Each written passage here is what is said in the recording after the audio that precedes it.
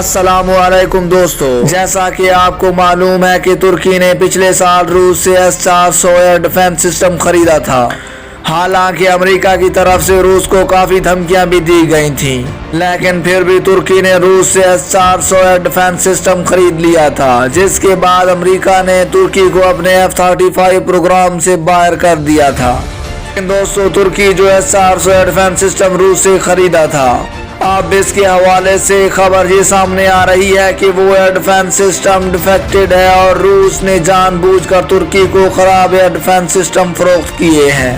दोस्तों, आज की इस वीडियो में हम आपको उसी के बारे में बताने वाले हैं। मजीद वीडियो की तफसील में जाने से पहले नए आने वाले दोस्तों से गुजारिश है कि हमारे चैनल अमेजिंग पॉइंट को सब्सक्राइब कर दें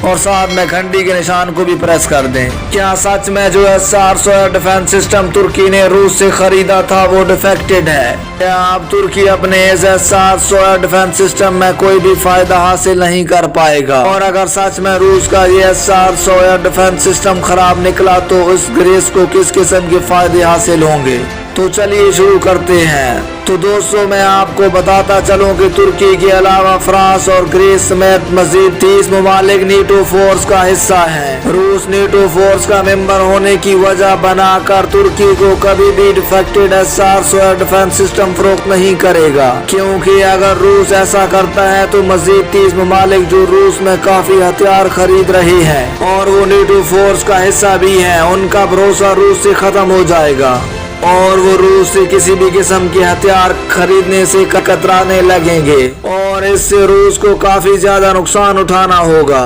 इसलिए दोस्तों, ये कहना कि तुर्की नेटो फोर्स का मेंबर है इसलिए रूस ने तुर्की को खराब एयर डिफेंस सिस्टम फराहम किए हैं,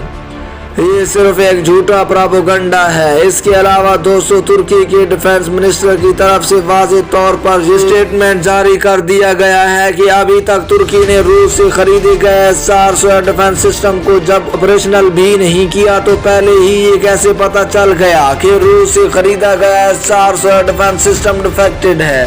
तुर्की की डिफेंस मिनिस्टर की तरफ से कहा गया है कि ये सिर्फ एक झूठा प्रोपेगेंडा है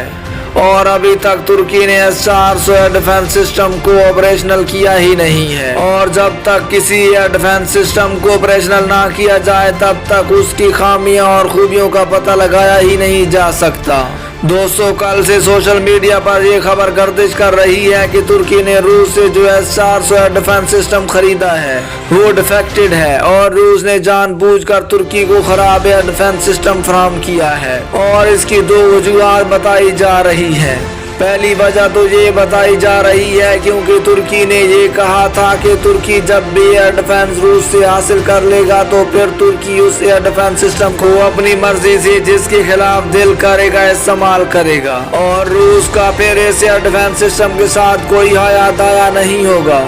और यही वजह है कि रूस ने तुर्की को defected S-400 air defence system फराहम किए हैं ताकि तुर्की S-400 हासिल करने के बाद भी एयर डिफेंस सिस्टम की खराबियों को दूर करवाने के लिए रूस का मोहताज रहे। जबकि दूसरी वजह ये बताई जा रही है क्योंकि तुर्की नेटो फोर्स का मेंबर है और नेटो फोर्स शहशाली तौर पर रशिया के खिलाफ बनाई गई थी, इसलिए रूस ने तुर्की को खराब एयर डिफेंस सिस्टम फराहम किए हैं और जो तुर्की को डिफेंस सिस्टम दिए गए हैं वो लिमिटेड खुसूसियात के हामिल हैं ताकि तुर्की इन सिस्टम को रूस के ही खिलाफ इस्तेमाल ना कर सके।